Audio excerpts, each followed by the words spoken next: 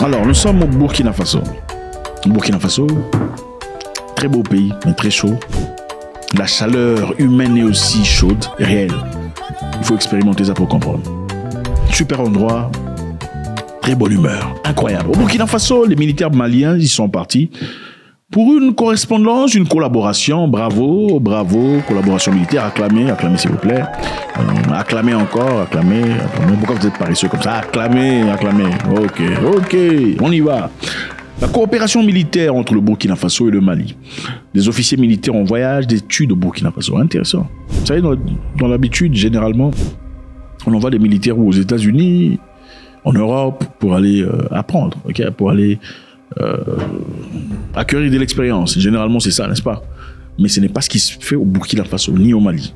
Le Mali vient d'envoyer des militaires au Burkina Faso pour aller s'entraîner avec leurs frères, pour aller recevoir aussi un peu de leur expérience sur le terrain.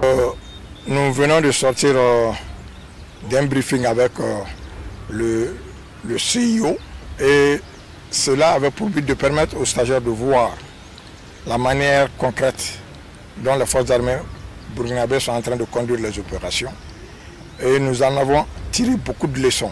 Il y a beaucoup de choses à apprendre et j'espère que les stagiaires, en sortant d'ici, verront une autre façon de faire et pourront avoir un œil neuf par rapport à ce qu'ils sont appelés à faire dès qu'ils sortiront de l'école. Vous savez, être militaire, ce n'est pas seulement porter une tenue militaire, y avoir une Kalachnikov ou deux. Être militaire, c'est aussi selon l'expérience. Au fait, on ne devient pas général comme ça. Hein. Il faut avoir fait plusieurs batailles, survécu à plusieurs, tout ça, de l'expérience pour devenir... C'est seulement dans des pays des républiques bananières où un type là venu de nulle part au général. Général, tu es devenu général comment? Non, comment tu es devenu général? Tu as combattu combien de guerres? Voilà. Au Burkina Faso, des stagiaires de l'école de l'état-major du Mali ont effectué un voyage d'études afin de s'imprégner de l'expérience des forces combattantes burkinabées dans le domaine de lutte contre le terrorisme. Nous savons tous que longtemps, en tout cas dans le temps, ce sont les militaires français qui venaient en Afrique francophone pour venir combattre le terrorisme. Un terrorisme qui a été, d'après beaucoup d'experts, instauré par Sarkozy et son ami Clinton, la femme. D'accord? Et suite à ça, après le départ de Mohamed Kadhafi, le terrorisme s'est répandu comme une lèpre. Il n'y en avait pas, en tout cas pas à ces degrés-là, avant tout ça. Et avec ce temps, c'était pour la plupart des cas, on faisait venir des militaires français pour pas seulement entraîner, okay, pour aussi combattre. Et les Américains aussi. Les Américains sont venus pour entraîner des militaires au Niger, pour combattre contre le terrorisme. Et aussi, bon, prétendument pour inspecter la région, pour s'assurer sur le plan intelligence et renseignement qu'il n'y a pas des terroristes, enfin pour protéger les États-Unis en Afrique, enfin bref. Aujourd'hui, ce n'est pas le cas. On ne fait pas venir des gens d'ailleurs, on envoie des Maliens militaires au Burkina Faso pour s'imprégner de l'expérience. Bravo, on acclame encore. Non, bravo, acclamez encore, acclamez. Pourquoi vous êtes des paresseux comme ça? Acclamez, ok, on y va. Ce voyage qui s'est déroulé entre le 1er et le 7 juillet 2024 entre dans le cadre de l'exécution du programme académique stagiaire de la 36e promotion de l'école de l'état-major national de Koulikoro du Mali. Ça fait du bien. Ça fait du bien. Vous savez, pour ceux qui connaissent, je ne sais pas, cette génération est différente. Avez-vous déjà été tabassé par quelqu'un dans votre enfance? Allez, soyez honnêtes, soyez francs. Je sais que beaucoup de... Moi, attends. Tous les gens qui ont tabassé là quand ils étaient petits sont partis. En tout cas, moi, j'ai fait partie des gens qui ont subi. Hein. On m'a pas vraiment tabassé. Bon, il y a un garçon là qui me tabassait. Freddy.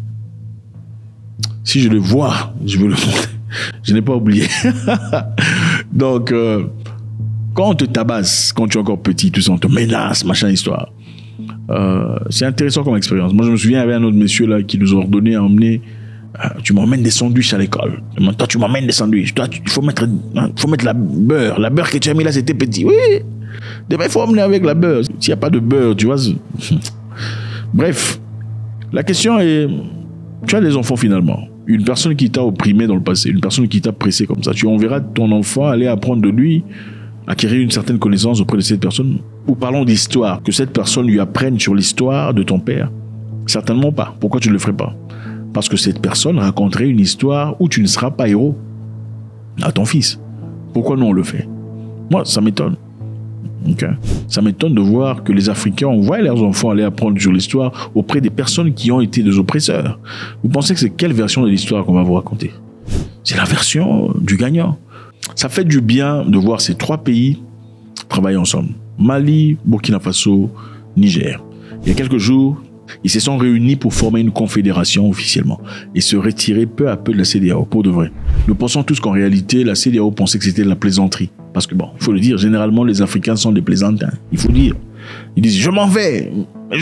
Mais après quelques temps, non, je m'en vais pas parce que voilà, on m'a négocié, on m'a donné de l'argent. Ces gens-là sont sérieux. Il faut prendre le Niger, le Burkina Faso et le Mali au sérieux.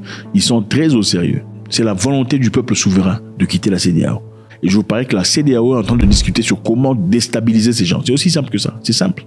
Le séjour des militaires maliens a permis à ces stagiaires de s'enquérir de l'expérience ainsi que de la qualité de la collaboration des armées de Sahel dans le domaine de lutte contre le terrorisme. La qualité de la collaboration. On pense à quoi là? On pense à l'OTAN. L'OTAN a besoin d'entraînement pour une collaboration fluide. Et il faut que chacun achète ou disponibilise, mette dans le panier communal de l'argent. Donc, il y a un certain pourcentage de son GDP, de son PIB, pour permettre à ce que cet argent achète des armes qui fonctionnent pour l'interopérabilité. C'est-à-dire pour que ces gens travaillent comme ça, comme une seule personne. Il faut que le Mali, le Niger et le Burkina Faso s'entraînent ensemble. Et c'est comme ça. Les choses sont en train de changer.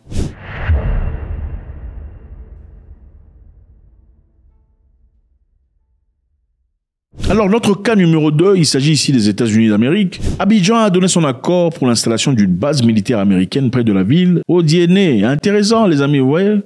Abidjan a autorisé les Américains qui ont été chassés du Niger il y a quelque temps, qui n'avaient nulle part où aller, ont finalement trouvé domicile en Côte d'Ivoire.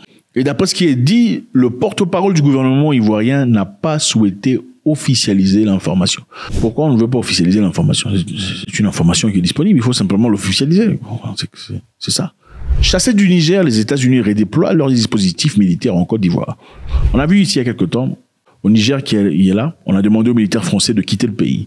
Pourquoi on a demandé aux militaires de quitter le pays? C'est suite à l'appel fait à l'ambassadeur français par le gouvernement nigérien, qui avait été refusé par l'ambassadeur français, snobé carrément, que le Niger a demandé aux Français de quitter et leurs militaires. Après cela, les États-Unis se sentaient protégés parce qu'il y avait aussi un contingent des militaires américains stationnés au Niger, dont l'objectif d'entraîner les Nigériens pour combattre contre le terrorisme. Mais après le voyage du premier ministre nigérien en Iran pour des raisons diplomatiques, un diplomate américain a fait un commentaire selon lequel le Niger serait en train de vendre de l'uranium à l'Iran. Et ceci a causé une inflammation au sein du gouvernement nigérien qui a immédiatement demandé la sortie définitive des militaires américains, malgré leur investissement à hauteur de 100 millions de dollars. Mais avec ça, les Américains ont dit qu'ils avaient besoin de 6 mois pour partir.